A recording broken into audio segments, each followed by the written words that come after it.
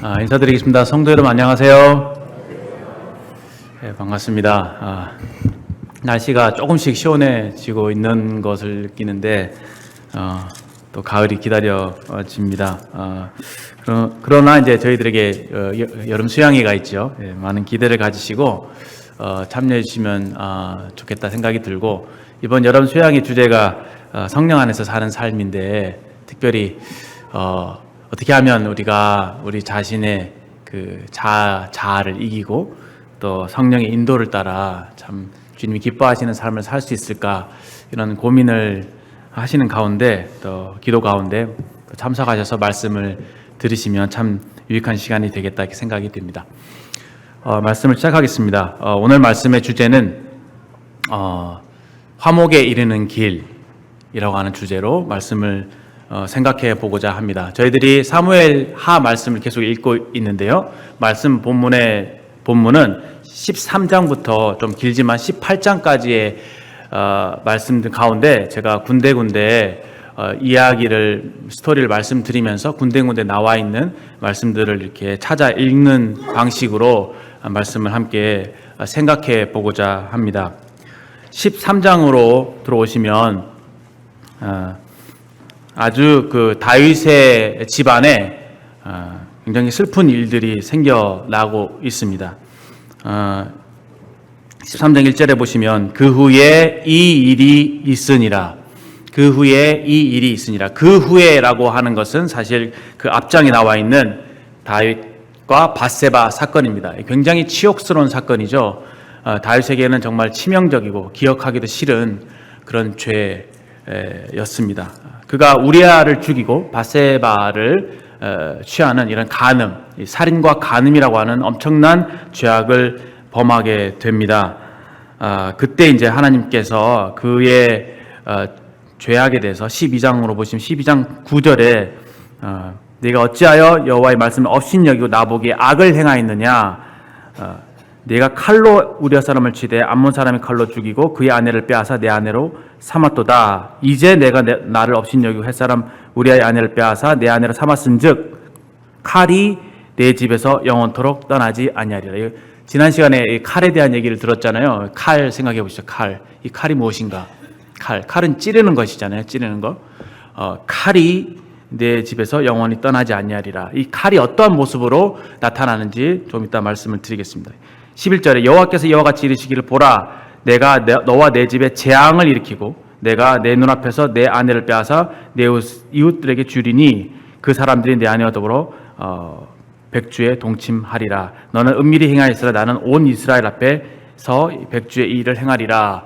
이렇게 어떻게 보면 다윗의 행한 범죄에 대해서 그 죄의 결과가 있을 것에 대해서 하나님께서 예언을 하시죠. 칼이 집에서 떠나지 않을 것이다. 재앙이 있을 것이다. 이런 하나님의 엄중한 어떤 예언의 말씀에 따라서 13장에 왔을 때 가정의 이 불상사, 아주 슬픈 일들이 일어나게 됩니다. 그 일의 시작은 이제 암논과 다말의 이야기 잘 아시죠? 암논이 다말을 사랑합니다. 암논과 다말은 배다른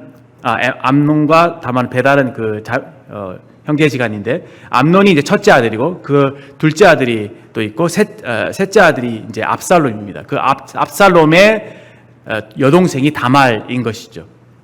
이제 첫째, 둘째는 이제 전쟁 중에 낳은 아들이지만 압살롬은 이제 왕이 되고 난 이후에 아내를 취하는데 그 달메의 이방 왕 달메의 딸과 결혼을 해서 낳은 아들이 압살롬인 거예요. 근데 그 달메 왕 그 왕의 집안이 굉장히 잘생겼나 봐요. 유전자가. 그래서 압살롬이 굉장히 잘생겼습니다. 잘생겼고 굉장히 머리가 길고 그 유전자에 따라서 그 여동생인 다말이 굉장히 예뻤던 것 같아요. 그러니까 특히 남성분들이 시야에 약하잖아요. 이 여성의 아름다움을 봤을 때 그 마음속에 뭔가 이렇게 확실치 않은, 이것이 정욕인지 사랑인지 확 뒤섞인 그런 감정들이 일어나게 되는 거죠. 암논이 자기의 심지어 누이잖아요. 배다른 누이 이 다말을 보았을 때 사랑의 마음이 일어났다라고 성경은 기록하고 있습니다. 그런데 뒤에 갔을 때 그의 행동을 보게 될 때 그거는 사랑이 아니었고 정욕이었음을 알게 됩니다. 그래서 어떻게 합니까? 강제로 여차여차해서 강제로 다말을 범하게 되죠. 그런데 15절 말씀을 보시면 13장 15절을 보시면 15절 억지로 동침한 후에 암논이 그를 심히 미워했다고 생각이 됩니다. 그러니까 엄청 사랑하다가 완전히 태도가 바뀌어지는, 이 간음을 한 이후에 이제 이렇게 폭력을 행사한 이후에 이 완전히 미움으로 돌아서는, 이 참 미움과 사랑이 종이 한 장 차이인 것을 보게 됐을 때 이 사랑은 진정한 의미의 사랑이 아니라 정욕이었음을 알게 됩니다. 그 미움이 전에 사랑하는 그 사랑보다 더했다라고 말하고 있죠. 정욕과 사랑의 차이는, 이 정욕은 이기적인 것이죠. 나의 이기적인 욕심을 충족시키기 위해서 다른 사람을 수단으로 사용하는 겁니다. 그러나 사랑은 이타적인 것이잖아요. 남의 유익을 위해서 나를 희생할 수 있는 것이 이제 사랑인 것을 보게 됩니다. 여기 청년 형제 자매들 많이 앉아 계시는데, 절대 이제 배고플 때 쇼핑 가지 마트 가지 말라 이런 말이 있잖아요. 쇼핑 가지 말라. 배고플 때는 뭐든지 막 먹게 되니까. 근데 내 마음이 사랑으로 충만했을 때, 내가 진정으로 다른 사람을 섬기고 싶은 마음이 있을 때 결혼을 위해서 기도하라, 그런 말이 있습니다. 그러니까 사람이 외로움을 느끼게 될 때 굉장히 이기적이기 쉽죠. 자기 외로움을 채우기 위해서 어떤 수단으로 사람을 이제 찾게 되면은 굉장히 그 관계가 이제 어려워지게 되는 것을 보게 됩니다. 그래서 사랑과 이 정욕의 차이가 있다는 것을 먼저 말씀을 드렸고요. 이 미움이라는 것이 이제 가정의 이제 시작이 됩니다. 암논이 이 다말을 미워하게 되는데, 여기 보면은 여기 보면은 그 종들에게 말해서 이 계집을 이제 내게서 보내고 문빗장을 지느라, 이런 식으로 박대를 합니다. 이 계집이란 말을 다른 그 원어적이 봤습니다. 이것을, 그러니까 다말이라고 하는 그 한 여인을 인격적으로 대하는 것이 아니라 어떤 자기의 성적인 욕망을 충족시키기 위한 수단으로 사용했기 때문에 굉장히 그 여인에 대해서 이것을 나에게서 떠나보내고 문빗장을 질러버리라, 이런 태도를 보이게 되는 것이죠. 그러니까 이 폭력이라고 하는 문제, 지난 시간도 폭력에 대해서 생각을 해봤는데, 폭력이 무엇이냐면은 그 상대방에게 상대방 다른 사람의 그 인간의 존엄성을 해치는 거예요. 폭력이라고 하는 것은. 그러니까 여기서 이제 성적인 폭력인데, 그 피해를 당하는 사람의 입장에서는 그런 존엄성이 손상을 입게 되었기 때문에 굉장한 그런 상처를 입게 되는 것이죠. 그래서 이 여인은, 지금 다말은 한 여인으로서 이러한 일을 당하게 됨으로 인해서 거의 사망의 수준에 이르게 되는 엄청난 그 비극을 맞이하게 되고, 그 여인의 자기 동생이죠. 그 동생의 아픔을 보면서 압살롬의 마음속에서는 엄청난 분노가 일어나게 되는 것이죠. 죄는 이와 같이 무서운 것입니다. 이 죄의 본성은 이기심이죠. 이기심. 이 자아라고 했을 때, 여러분, 자기중심성이라고 했을 때, 나 아자를 보시면 이 창자에다, 그렇죠? 손 숫자에다 창과자가 있나요? 그렇죠? 이 자아라고 하는 것은 자기 손에 창을 들고 항상 남을 이렇게 찌르는, 이기심이라고 하는 것이 그렇다는 것입니다. 이기심이 인간의 어떤 죄성의 발단이 되고, 그로 인해서 많은 불행한 일들이 일어나게 되는 것을 우리가 지금 다윗가의 이야기를 통해서 보게 되는 것이죠.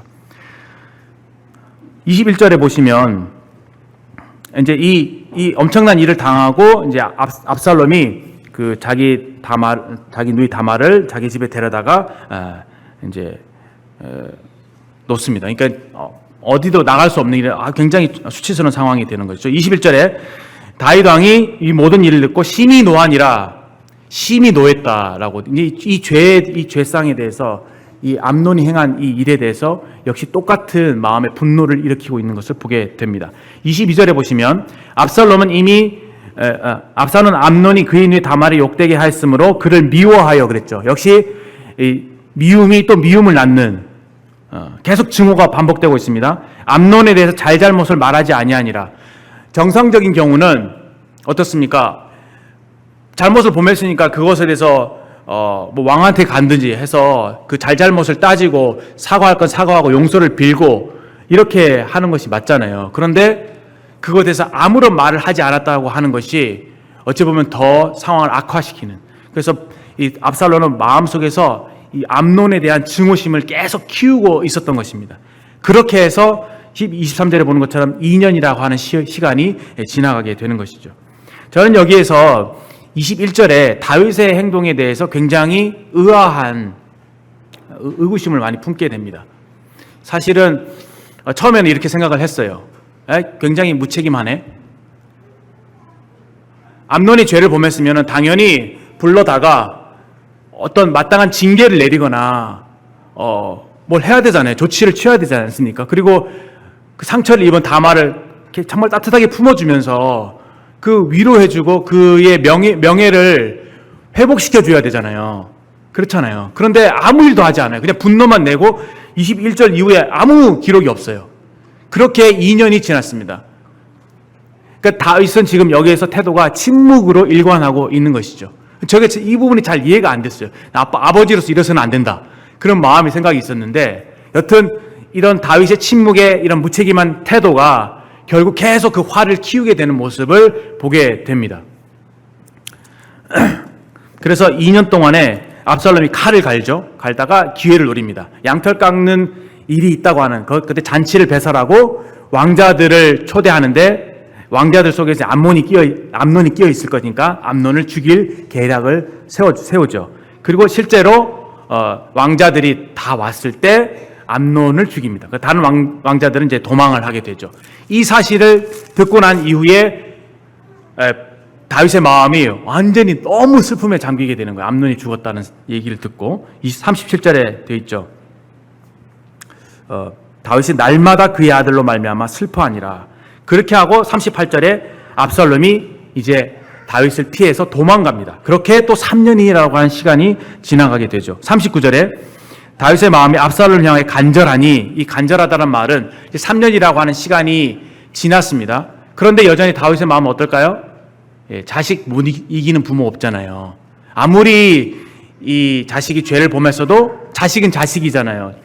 모르겠습니다. 제가 그 마음까지는 모르겠지만 앞선 형제 자매님들 자식 쉽지 않죠. 아무리 똥집어 먹을 짓을 하고 아무리 사고를 쳐도 자식은 자식이잖아요. 이 다윗의 마음이 그와 같은 것이죠. 이제 3년이라는 시간이 지났기 때문에 암논에 대한 슬픔은 이제 조금씩 누그러진 상황에서 이제 압살롬에게 마음이 이제 관심이 가는 것입니다. 그래서 압살롬을 향해 마음이 어떻게 해요? 간절했다.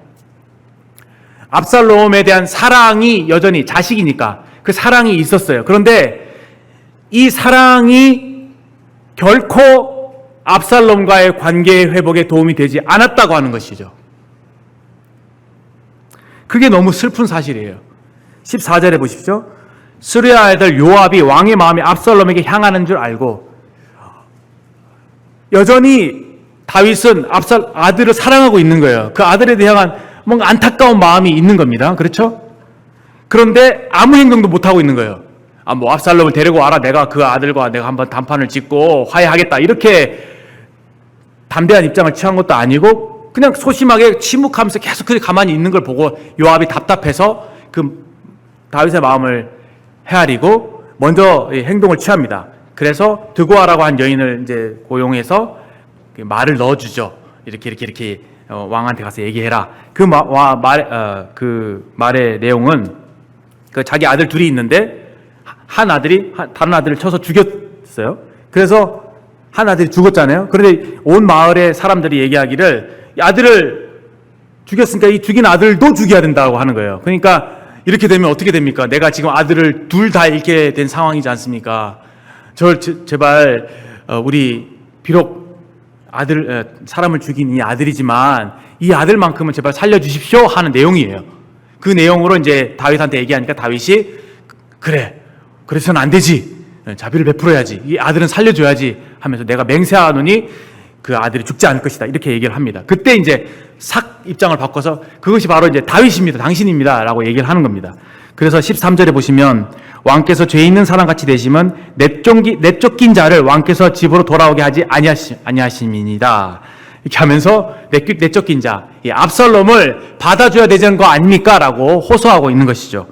그 14절에 보시면 하나님은 생명을 빼앗지 않으시고 방책을 베푸사 내쫓긴 자가 하나님께 버림바 되지 아니하게 하시나이다. 내쫓긴 아들을 다시 용서하시고 받아주십시오라고 하는 호소이죠. 그리고 하나님을 핑계 삼습니다. 그렇죠. 하나님의 이름을 대면서 그렇게 얘기를 하죠. 그래서 다윗이 마지못해 그의 청을 들어주게 됩니다. 20절에 보면 이는 이제 그 여인이 이실직고 하죠. 내 배후에는 요압이 있었습니다. 요압이 내게 이런 말을 하라고 했습니다. 이는 왕의 종 요압이 이 일의 형편을 바꾸려 하여 이렇게 함이니라. 이 형편을 바꾸게 했다는 말은 다시 말해서 왕과 압살롬을 화목시키려고 요압이 어떤 그런 지혜를 또 계략을 꾸민 것입니다 라고 이실직고 하게 됩니다. 그러면서 왕의 지혜는 하나님의 사자와 지혜와 같아서 땅에 있는 모든 일을 아십니다. 범죄한 아들을 용서해 줘야 한다고 하는 그 대의, 하나님은 용서의 하나님이라고 하는 그 대의, 그리고 이렇게 하는 것은 참 지혜로운 일입니다. 아들과 화목하는 것은 지혜로운 일입니다 라고 하는 것을 호소하죠. 그런데 전혀 다윗과 압살롬의 관계는 회복되지 않습니다. 보세요. 24절에 왕이 이르되 데려왔는데 그를 그의 집으로 물러가게 하여 내 얼굴을 볼 수 없게 하라.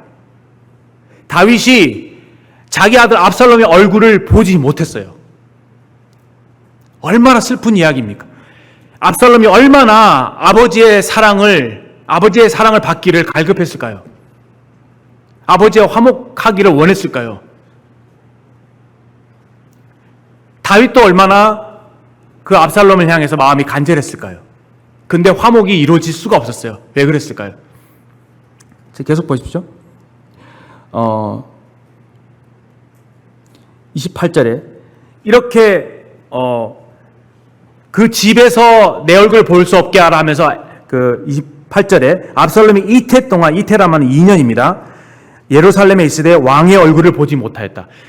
예루살렘이라고 하는 곳은 굉장히 좁은 곳인데 왕의 얼굴을 보지 못했다는 것은 거의 가택연금 수준이죠. 가택연금. 그러니까 집에 딱 갇혀서 밖에 못 나오게 한 거예요. 그러니까 얼마나 압살롬의 마음이 답답하겠습니까? 관계를 회복하려고 나를 불러놓고 나에게 이런 가택연금이라고 하는, 뭔가 나한테 무슨 말씀도 하는 것도 아니고 얼굴도 보여주지 않으면서 나한테 이렇게 대화하시는가 하면서 엄청나게 아버지를 향해서 뭐 원망이나 불평과 그 말로 다 형용할 수 없는 그런 마음을 가졌을 것입니다. 그때 이제 요압을 청해서 요압을 이렇게 밭에 불을 붙여서 요압을 청한 다음에 이제 왕의 얼굴을 내가 보게 해달라고 하면서 32절에 내가 만일 죄가 있으면 왕이 나를 죽이시는 것이 옳으니라. 차라리 나를 죽여주십시오. 벌을 하려면 확실하게 벌을 해주십시오. 이거 지금 뭐 하시는 겁니까? 이런 얘기죠. 그렇게 호소를 하니까 요압이 이제 왕께 가서 얼굴 좀 보여주십시오 하니까 역시나 다윗이 어떻습니까? 마지못해서 그를 불러오라 하고 난 이후에 압살롬에게 입을 맞춥니다. 근데 거기서 끝이에요. 굉장히 형식적인 입맞춤이었지 진정한 의미에서 화목이 이루어지지 않았습니다. 그런 걸 알고 이제 압살롬이 이제 저는 그렇게 생각합니다. 15장 1절에 그 후에 압살롬이 자기를 위하여 병거와 말들을 준비하고 호위병 50명을 앞세 세우니라. 비로소 마음을 굳힌 거예요. 아버지한테 반역을 일으켜야겠다. 그러면서 자기를 위해서 그때부터 반역을 꾀하게 되는 겁니다. 아버지한테 완전히 마음이 돌아서게 되는, 이제 더 이상 회복할 수 없는 상황까지 치닫게 된 거예요. 참 아쉬워요. 다윗이 조금만 마음을 열고 조금만 더 행동을 했더라면 어땠을까? 정말 방법이 없었을까? 생각이 되면서도 또 한 번 생각을 하니까 다윗의 마음도 충분히 이해가 되는 것입니다. 압살롬의 얼굴을 볼 수가 없었어요. 왜냐? 그 얼굴을 보면 죽은 큰아들이 생각이 나니까. 자기 아들이 죽었다니까요. 셋째 아들이 첫째 아들을 죽인 거예요. 그것이 정말 감당할 수 있는 이런 슬픔이었겠습니까? 그 다윗의 마음속에도 이 말로 다 형언할 수 없는 그런 복잡한 감정이 있었을 것입니다. 아마 압살롬에 대한 미워하는 마음도 있었겠죠. 이 증오는 계속 증오를 낳는 이 모습을 보고 계십니까? 그리고 어떤 면에서 이 암논이 죄를 범했을 때 암논을 처단할 수 있는 그런 용기도 없었을 거예요. 왜냐하면 암논이 첫째 아들이었으니까. 왕위를 이어받아야 될 왕인데 함부로 자기 아들을 처단할 수 없었던 그 다윗의 입장이 있지 않은가, 그런 상상도 해보게 됩니다. 여튼 얼마나 화목하기가 어려운가. 아무리 이렇게 해야 된다, 이렇게 하는 것이 옳다는 것을 알고 있고 그런 지혜가 있고 이렇게 압살롬을 향한 그런 사랑의 마음이 있다 하더라도 화목이라고 하는 것은 별개의 문제가 되죠. 엄청 어려운 문제인 것을 제가 보게 됩니다. 관계가 이렇게 틀어지게 됐을 때, 서로의 깊은 상처를 주었을 때 그걸 화목하기가 얼마나 어려운지, 잠언 말씀에 보면은 노엽게 한, 분노하게 한 형제와 화목하기가 어찌 어려운지 마치 그 성문의 쇠 문빗장 같다, 뭐 그런 말씀이 있죠. 그런데 화목이 이루어집니다. 진정한 의미에서 화목은 아니지만 언제 이루어지느냐? 18장 33절 말씀을 보십시오. 그렇게 해서 압살롬은 반역을 계획하고 결국 반역을 일으키고 그 이에 스토리가 진행이 되다가 결국은 압살롬이 죽습니다. 죽고 압살롬이 죽은 소식이 전해집니다. 그때 압살롬의 죽음 앞에서 왕의 마음이 심히 아파 문 위층으로 올라가 우니라. 그가 올라갈 때 말하기를 내 아들 압살롬아, 내 아들 압살롬아, 차라리 내가 너를 대신하여 죽었다면 내 압살롬, 내 아들 내 아들아. 성경이 이렇게, 저는 가장 감정적인 부분이라고 생각해요. 이 얼마나 복받쳐 오르는 정말 주체할 수 없는 슬픔인지요. 그런데 비로소 압살롬의 죽음 앞에서 그 압살롬을 품습니다. 그렇죠? 이 죽음이 화목을 해결해 줍니다. 그런데 여기서 너무 이것이 제한적이고 너무 아쉽다는 생각을 하게 되죠. 이 죽은 아들 붙잡고 울면 뭐합니까? 싸늘하게 시체가 된 아들을 붙잡고 내 아들아 미안하다, 잘못했다, 내가 너를 좀 더 용서해 줄 수 있습니다, 이렇게 할 수 있었을 텐데 그렇게 못된 거죠. 그렇게 해도 아무런 의미가 없었다는 것입니다. 이 말씀을 보면서 참 주님이 오셔야 된다는 생각을 하게 됩니다. 구약을 읽으면서 예수님 제발 오십시오라고 하는 마음을 가지고 성경을 읽게 되는 거예요. 이 압살롬을 붙잡고 우는 이 마음이 하나님 아버지의 마음이 아닌가 싶습니다. 하나님 아버지께서 우리를 사랑하시죠. 사랑하시고 우리를 사랑하시기 때문에 품고 우리와 화목하기를 원하십니다. 그러나 화목이라고 하는 것은 단순히 하나님께서 우리를 사랑하신다는 그 사랑만으로 해결될 수 없죠. 왜냐? 하나님의 공의 때문에 그렇습니다. 여기 다윗이 암논의 범한 죄 때문에 화가 엄청나게 치밀러 올랐다, 굉장히 분노했다라고 하는 말이 나오죠. 이것은 뭐냐면은 이 죄를 향한 그 분노 있잖아요, 그렇죠? 그래서 반드시 이 공의라고 하는 것은 죄를 범했으면 그 죄에 대한 마땅한 대가를 지불해야만이 해결되는 거예요. 그러니까 하나님도 우리 인생이 죄를 범했으면 죄를 범했니, 난 널 사랑해, 없던 걸로 해줄게, 다 그냥 용서해 줄게, 괜찮아 라고 받으실 수가 없는 거예요. 왜냐하면 하나님이 공의의 하나님이시고 죄를 너무도 미워하시는 분이시니까. 우리가 범하는 죄는 하나님께 범하는 죄잖아요, 그렇죠? 하나님께 대한 반역이고 하나님을 업신여기는 죄입니다. 근데 하나님이 지은 죄에 대해서 없는 걸로 해줄게, 내가 눈 감아줄게, 이렇게 하시는 분이 절대 아니시라고 하는 것이죠. 여기 다윗이 압살롬과 관계가 회복될 수 없는 것은 공의가 세워지지 않았기 때문이죠. 공의가 행사되지 않았기 때문입니다. 근데 하나님께서 어떻게 하셨습니까? 우리의 죄를 위해서 하나밖에 없는 자기 아들을 무엇으로요? 화목제물로 보내주셨다고 성경 말씀하고 있습니다. 요한 1서에 그는 우리 죄를 위한 화목제물이니, 우리 죄만 위할 뿐 아니라 온 세상의 죄를 위하시며. 죄를 범해서 죄를 범한 쪽은 가해자가 되고 죄를 당하는 쪽은 피해자가 되죠. 하나님과 우리 사이에서 우리가 범한 죄는 우리가 하나님 앞에 가해자가 되는 거예요. 그래서 하나님은 우리가 범한 죄로 인해서 엄청난 고통과 상처를 입으신 피해자이십니다. 그러니까 사실은 우리가 먼저 하나님, 우리가 죄를 범했습니다. 잘못했습니다. 용서해 주십시오. 그렇게 우리가 하나님께 사죄를 하고 용서를 빌어야 됨에도 불구하고 하나님은 우리가 그렇게 할 수 없는 죄인인 것을 아셨기 때문에 하나님께서 먼저 화목의 길을 여신 거예요. 먼저 손을 내미신 거죠. 그래서 우리의 죄의 문제를 해결하시기 위하셔서 화목제물로 그 아들을 보내신 것입니다. 우리 인간들 사이에서는 결코 공의를 세울 수가 없습니다. 그렇죠? 죄인이 죄인을 어떻게 처벌할 수 있으며 죄인이 죄인을 어떻게 용서한다는 말도 그렇지만 어떻게 그런 일이 있을 수 있겠습니까? 그러니까 공의가 인간 편에서는 공의를 세울 수가 없어요. 아까 여기 말씀드렸지만 압살롬이 죽었죠. 압살롬의 죽음으로 인해서 공의가 해결됐잖아요. 우리 법정에서도 그렇죠. 인간의 법정에서도 사람이 죽으면 그 사람을 처벌할 수 있는 길이 없잖아요. 우리 정치인들도 그래서 막 자살하잖아요. 더 이상 재판을 못하죠. 죽음은 사실 어떤 면에서 인간에게서 최후의 그 처벌인 것이죠. 가장 무서운 형벌이 사형인 것처럼. 그러나 죽고 나면 어떻게 됩니까? 그냥 끝나버리니까 화목의 길이 온전한 화목이 될 수가 없죠. 그러니까 어때요? 우리가 만약에 우리 죄 때문에 우리가 죽었다라고 한다면은 하나님 어떻게 되는 거예요? 우리 그냥 잃어버린 걸로 끝나시는 것이잖아요. 그래서 얼마나 예수님이 필요한지, 얼마나 예수님의 죽으심과 부활하심이 필요한지, 얼마나 우리 죄를 위한 화목제물이 되신 예수님이 귀하신 분이신지를 우리가 생각하게 됩니다. 우리 죄를 위한 화목제물이다.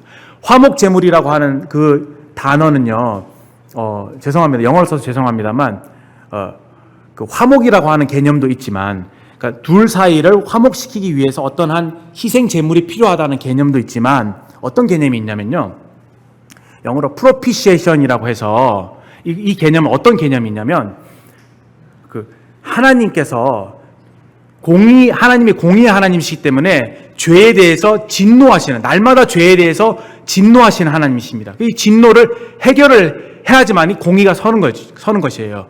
그런데 이 진노를 하나님께서 사람들에게 내리신 것이 아니라 그 진노를 다 모아서 우리의 그 증오의 칼들을, 우리의 그 죄악의 그 창들을 다 모아서 그 아들 예수님에게 그 십자가에서 다 부으신 거예요. 하나님의 진노를, 죄를 향해서 가지신 진노를 다 부으신 거예요. 완전한 심판을 내리신 겁니다. 그러니까 우리 주님께서 십자가 위에서 또 십자가에 달리시기 전에 그 많은 모진 고난을 당하시고 사람들에게 못 당할 일을 당하시고 십자가에서 온갖 종류의 고통을 다 당하시면서 결국은 죽음을 맛보시고 온 피를 다 흘리시고 죽으신 것이죠. 하나님께서 그러심으로 이 먹구름으로 하늘을 가리시고 하나님께서 가차없이 하나님이 쌓아놓으셨던 모든 진노를 아들에게 다 부으셨습니다. 그러니까 하나님 편에서 어떻습니까? 이제 어떤 감정적인 측면 생각했을 때 우리에게, 인간에게 내릴 수 있는 진노가 사라진 것이죠. 왜냐하면 아들에게 이미 부어졌기 때문에. 그래서 하나님과 우리가 화목할 수 있게 된 거예요. 만약에 압살롬에게 어떤 종류의 그 정당한 공의가 행사되었다면, 그렇죠? 다윗이 가졌던 어떤 분노, 이런 것들이 해결이 됐을 것이에요. 그런데 그런 정의가 행사되지 않은 상황에서 압살롬과 관계가 회복될 수 없었던 것을 보죠. 그래서 예수님께서 우리의 화목제물이 되어주심으로 하나님의 진노를 다 받아주시고 없이 해주심으로 비로소 하나님 아버지께서 넓은 마음으로 팔을 활짝 여시고 우리를 안으실 수 있게 된 겁니다. 우리가 하나님과 화목할 수 있게 된 거죠.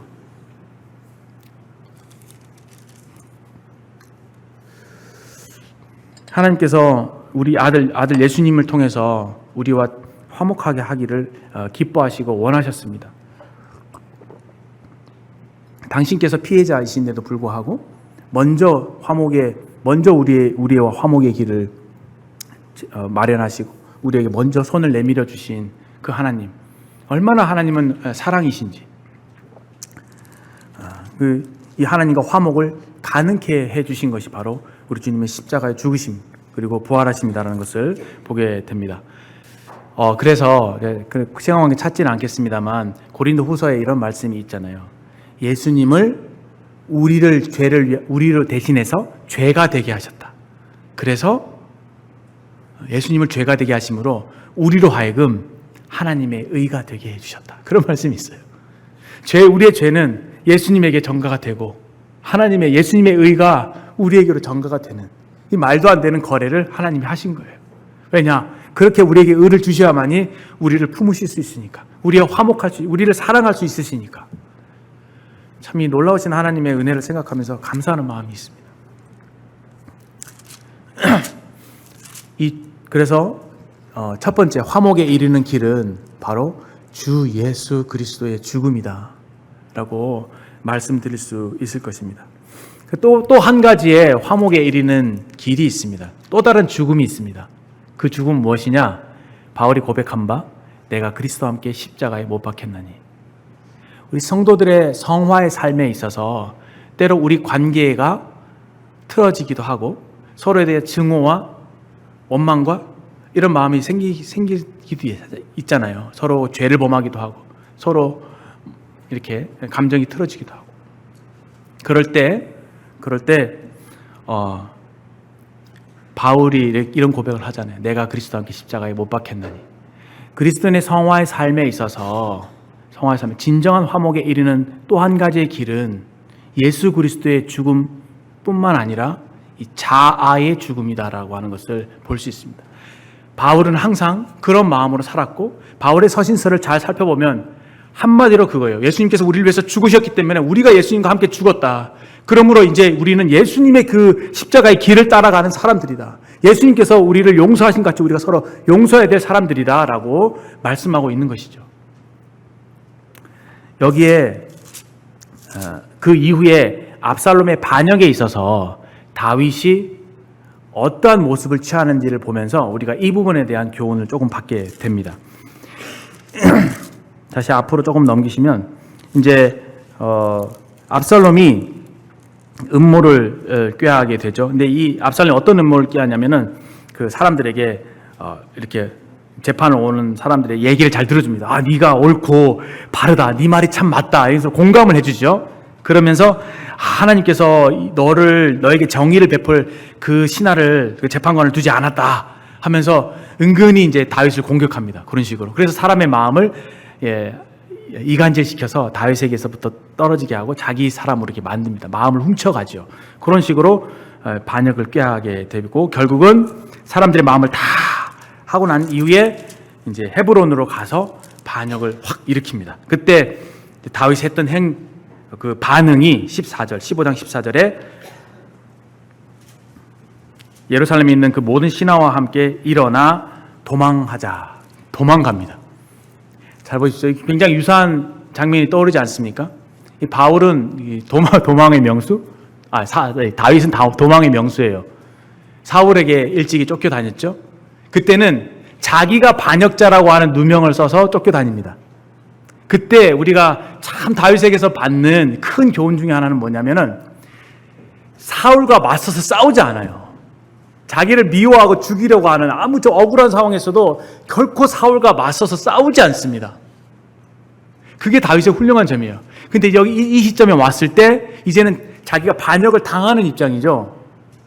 이때 다윗의 행위도 똑같습니다. 압살롬과 맞서서 싸우지 않습니다. 그리고 그냥 도망합니다. 어떻게 보면 어떤 세인들의 눈에는 비겁한 모습이다. 용기 없다. 이라고 생각할지 모르겠지만 이건 굉장한 영적인 의미가 있는 것을 알게 됩니다. 한 장 넘기시면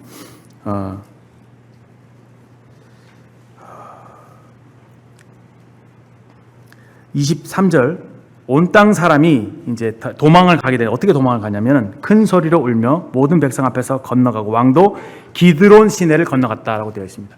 기드론 시내는 제가 준비를 못했는데 예루살렘 성이 있으면 예루살렘 성 오른쪽에 기드론 골짜기가 있고 그 골짜기로 시내가 흐르고 있고 그 골짜기 맞은편이 소위 감람산이고 겟세마네 동산인 거예요. 그러니까 이 왕궁을 떠나서 오른쪽으로 도망을 가는 거죠. 오른쪽으로 더 가면 뭐가 있습니까? 네, 광야가 있죠. 요단강을 건너서 광야까지 가게 되는 겁니다. 그래서 기드론 시내를 건넜다라고 하는 것은 이제 왕좌를 떠난, 그렇죠? 자기를 완전히 내려놓는 그런 모습인 것을 보게 됩니다. 그런데 여기서 그가 큰 소리로 울며 기드론 시내를 건너갔다고 되어 있죠. 이때 영적인 상태를 우리가 볼 수 있는 구절이 25절, 26절입니다.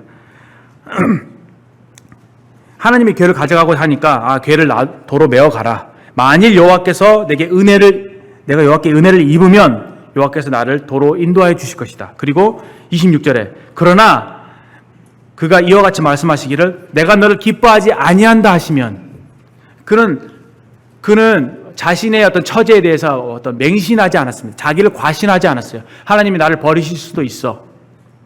지금 나에게서 왕위를 빼앗아 압살롬에게 주실 수도 있어 라고 하는 굉장히 낮아진 마음, 굉장히 내려놓는 마음, 그리고 여기는 더 말씀드리면 하나님의 권위 앞에 완전히 굴복된 마음, 이 마음이 이제 기드론 시내를 건너가는 그 행동에서 우리가 볼 수가 있는 것이죠. 자아가 처리된, 자아가 죽은, 완전히 죽은, 예나 지금이나 다름없이 사울과 맞서 싸우지 않고 압살롬과 맞서 싸우지 않고 자기의 이 문제에 대해서 하나님께 온전히 맡기면서 그 권위 앞에 굴복하는 모습, 이것이 우리 그리스도인에게서 이 성화의 문제에 있어서 이 자아를 처리하는 깨어진 자아, 원수를 갚을 내가 할 수 있어도 하지 않고 하나님을 생각함으로 슬픔을 참고 원통한 일을 참는 것, 하나님의 그 권위 앞에 하나님의 왕이심을 인정하고 그 앞에 엎드리는 것, 굴복하는 것, 이것이 그리스도의 삶이 얼마나 중요한가를 말씀을 통해서 보게 됩니다. 30절에 보시면 감람산이라고 되어 있죠. 감람산 길을 갈 때 그가 머리를 가리고 맨발로 울며 가고 그와 함께 모든 백성들도 각각 자기의 머리를 가리고 울며 올라가니라. 감람산은 우리가 겟세마네 동산을 생각할 수 있죠.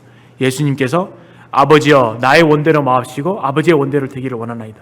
철저하게 자기를 비우신, 자아를 비우신, 아버지의 뜻에 굴복하신 그 예수님의 피눈물 나는 기도가 겟세마네 동산에 있었던 것이죠. 바로 그 장소, 그 감람산에 기드론 시내로부터 울면서 올라가는 거예요. 우리에게 원통한 일이 있고 힘든 일이 있을 때 우리가 어떻게 합니까? 하나님의 권위에 굴복하면서 눈물로써 밤을 지새우는 거죠. 그 하나님 앞에 엎드리면서 기도하면서. 31절에 그래서 그 과정에서 그가 눈물의 골짜기를 지나면서 하나님께 기도를 합니다. 그 아이도벨이, 사실 아이도벨은 자기의 가장 친한 모사였습니다. 친구였어요. 가장 친한 사람인데 이 아이도벨이 배신을 한 겁니다. 대세가 압살롬으로 기운 것으로 생각하고 등을 돌리게 되죠. 그때 하나님께 기도하기를 여호와여 원하옵건대 아이도벨의 모략을 어리석게 하옵소서라고 하는 기도를 드립니다. 그런데 이 기도를 하나님께서 다르게 응답하세요.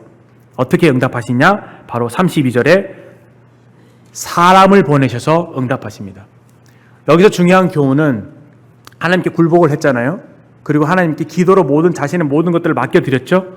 그때 하나님께서 그를 보호해 주시죠. 그리고 그의 기도에 응답해 주셔서 그를 도와주십니다. 어떠한 방식으로 도와주시냐? 사람을 보내서 도와주십니다. 첫 번째 사람이 누구냐? 후세입니다. 후세가 어떻게 도와주냐? 그 압살롬에게 가서 이제 속여서 첩자처럼 들어가서 아이도벨의 모략이 있는데 아이도벨보다 다른 모략을 얘기를 하는데 그 다른 모략을 그 압살롬이 받아들이게 됨으로 인해서 파멸을 자초하게 만듭니다. 그런 식으로 이제 후세가 역할을 하게 되죠. 그러니까 한 장 넘기시면 그 내용이 나오는데 두 장 더 넘기시면은 나중에 보면 17장에 보시면 17장 14절에 보시면 아이도벨도 좋은 아이도벨 계략은 뭐냐면은 왕만 죽이면 됩니다. 이 말이에요. 한마디로. 백성들은 남겨두고 왕만 딱 죽이면은 이 전쟁 승리하는 겁니다. 라고 하는 거고, 후세의 모략은 뭐냐면은 다 죽여야 됩니다. 전면전을 쳐서 다윗에 속한 모든 백성들 다 죽여야 됩니다. 이런 계략이었는데 14절에 보십시오. 17장 14절 압살롬과 온 이스라엘이 이르되 아렉 사람 후세의 계략은 아이도벨의 계략보다 낫다 하니 이는 여호와께서 압살롬에게 화를 내리려 하사 아이도벨의 좋은 계략을 물리치라고 명령하셨습니다. 하나님의 적극적인 개입이에요. 하나님이 아히도벨의 계략을 어리석게 하신 것이 아니라 아히도벨의 계략은 좋은 계략이었는데 그것을 듣는 압살롬과 그 따르는 사람 모든 사람들의 머리를 어리석게 만드신 거죠. 그래서 후세의 계략을 따르게 하십니다. 그 다음에 그 첩자인 20절에 보면 아히아마스와 요나단 이 두 사람을 통해서 극적으로 피할 수 있게 하시고요. 그렇죠? 그리고 난 이후에 17장 27절에 누가 등장하면 바르실레가 등장합니다. 바르실레가 먹을 것을 잔뜩 싸들고 와서 그 다윗과 그 신하들을 공개합니다. 이런 눈물 골짜기를 지나서 광야길로 도망 중에 있고 참 슬픔의 나날들을 보내고 있을 때 하나님께 도움을 구한 하나님께서 그에게 응답을 하실 때에 이렇게 사람들을 보내어 주셔서 하나님이 도와주시고 그를 위로하시고 힘을 주시는 그런 모습을 보게 되죠. 그리고 아까처럼 직접적으로 개입하셔서 하나님께서 후세의 계략을 사람들이 따르게 하심으로 멸망을 자초하게 만드는 그런 것을 보게 됩니다. 이 부분에 대해서 다윗이 기록한 말씀이 있습니다. 시편 55편 55편을 읽으시면 이때 당시의 상황이 어땠는지를 짐작할 수 있습니다. 다 읽을 수 없고 시간 관계상 55편 4절 내 마음이 내 속에서 심히 아파하며 사망의 위험이 내게 이르렀도다. 두려움과 떨림이 내게 이르고 공포가 나를 덮었도다. 사람이 이 정도 상황이 되면은 어떻게든 자기를 보호하기 위해서 어떻게 합니까? 창을 들고 칼을 들고 압살롬을 대적해서 죽이려고 하는 그런 자기를 보호하기 위해서 남을 찌르잖아요. 그런데 이런 상황에서도 나는 말하기를 만일 내게 비둘기같이 날개가 있다면 날아가서 편히 쉬리로다. 내가 멀리 날아가서 광야에 머무르로다. 그런데 그 광야로 왜 갑니까? 8절에 내가 나의 피난처로 속히 가서 폭풍과 광풍을 피하리라. 그가 광야로 간 이유는 하나님께 피한 거예요. 압살롬과 맞서 싸우지 않고 하나님께 피하여 갑니다.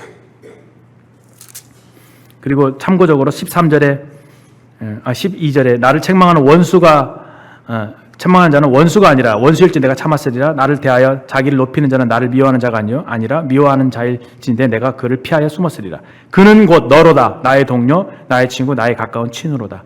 이 아히도벨, 가장 가까운 모략가였고 친구였던 아히도벨이 배신하잖아요. 이 아히도벨에 대한 얘기가 13절에 기록이 되어져 있죠. 자기를 대적하는 자가 많고 그들이 하는 언약을 배반하고 이런 내용들이 있고요. 자, 22절에 내 짐을 여호와께 맡기라. 그가 너를 붙드시고 의인의 요동함을 영원히 허락지 아니하시리로다. 하나님의 주께서 그들로 파멸의 웅덩이에 빠지게 하시나이다. 피를 흘리게 하며 속이는 자들은 그들의 날이 반도 살지 못할 것이나 나는 주를 의지하리이다. 여기 자기의 짐을 하나님께 다 맡기고 하나님께 피하여 숨고 하나님을 온전히 의지했던 다윗을 보게 되죠. 앞으로 오셔서 16장 5절에서 12절의 말씀은 누가 등장하냐면 시므이가 등장합니다. 이 자아가 깨어진 자아의 죽음을 가지고 사는 사람의 특징이 뭐냐면은 시므이가 이 사울의 집안에 속한 사람이거든. 사울의 편에 속했던 시므이가 다윗 왕을 저주하는 거예요. 그래서 7절에 피 흘린 자여 사역한 자여 가거라. 사울의 족속의 모든 피를 여호와께서 내게로 돌리셨도다 하면서 막 저주를 하는 겁니다. 안 그래도 지금 막 답답하고 힘들어 죽겠는데 시므이가 저주를 하죠. 그에 대해서 다윗의 반응이 놀랍죠. 10절에 왕이 이르되 수리아의 아들들아 내가 너희와 무슨 상관이냐. 그가 저주하는 것은 여호와께서 그에게 저주하라 하심이니. 11절에 또 다윗이 아비스와 모든 신하들에게 이르되 내 몸에서 난 아들도 내 생명을 해하려 하거든. 하물며 이 베냐민 사람이랴 여호와께서 그에게 명령하신 것이니 그가 저주하는 것을 내버려 두라. 그 시므이가 하는 저주를 내게 들리는 그 안 좋은 말, 그 상처가 되는 말들을 하나님께서 지금 나를 낮추시는 거야. 하나님께서 나를 저주하라고 하신 거야. 하나님이 명령하신 거야. 라고까지 받아들이는 거예요. 범사의 하나님을 인정하면서 그 사람에게 원망을 품고 그 사람에게 앙심을 품고 죽이려고 한 것이 아니라 하나님이 지금 나를 낮추시고 있는 거야. 하나님이 나의 자아를 깨뜨리고 계신 거야. 하면서 그 앞에 또 굴복을 하죠. 12절에 혹시 여호와께서 나의 원통함을 감찰하시리니 오늘 그 저주 때문에 여호와께서 선으로 내게 갚아주시리라. 이거 참 신앙인의 믿음이지 않겠습니까? 내가 눈물로 지새운 그 밤, 내가 받은 상처를 주님을 생각함으로 이렇게 움켜삼키는 그것을 하나님께서 아시지. 그리고 이것 때문에 나에게 하나님께서 갚아주실 거야. 선으로 보답해 주실 거야. 라고 하는 그런 믿음을 다윗이 갖고 있는 것을 봅니다.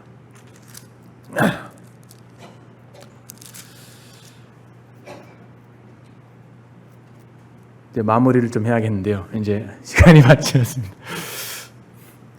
그 죽음, 화목에 이르는 길에서 첫 번째 예수 그리스도의 죽음이 우리와 하나님 사이에 화목을 이루게 해주셨다는 참 감사한 말씀을 드렸고요. 두 번째,